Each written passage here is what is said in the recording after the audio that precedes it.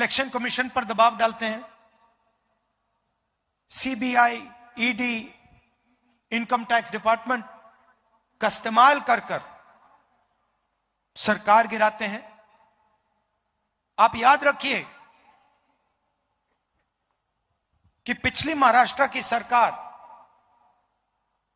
आपकी सरकार, हमारी सरकार थी, इंडिया गठबंधन की सरकार थी, और उस सरकार को चोरी कर कर, पैसा देकर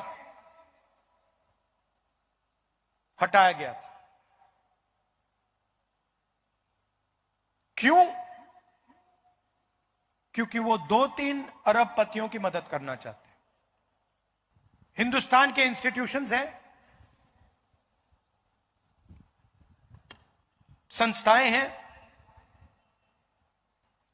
ब्यूरोक्रेसी है, शिक्षा का सिस्टम है, स्वास्थ्य का सिस्टम है। संविधान में कहीं नहीं लिखा कि एक पार्टी को, एक विचारधारा को अपने लोग हिंदुस्तान की हर संस्था में डालने हैं। यह इंडिया गठबंधन कभी नहीं करता है। आप देखिए, आज देश में यूनिवर्सिटीज के वाइस चांसलर्स की लिस्ट निकालिए, उस लिस्ट में आपको मेरिट नहीं दिखाई देगा, सिर्फ क्वालिफिकेशन सिर्फ आरएसएस की मेंबरशिप का है। वाइस चांसलर बनना है, आरएसएस की मेंबरशिप लीजिए। साइंस के बारे में, ज्योग्राफी के बारे में, हिस्ट्री के बारे में कुछ मालूम ना हो, कोई फर्क नहीं पड़ता। आरएसएस के हो,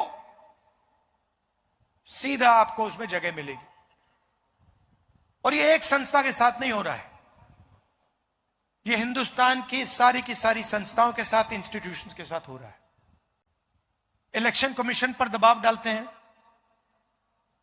CBI, ED, income tax department का इस्तेमाल कर कर सरकार गिराते हैं। आप याद रखिए कि पिछली महाराष्ट्र की सरकार आपकी सरकार, हमारी सरकार थी, इंडिया गठबंधन की सरकार थी, और उस सरकार को चोरी कर कर, पैसा देकर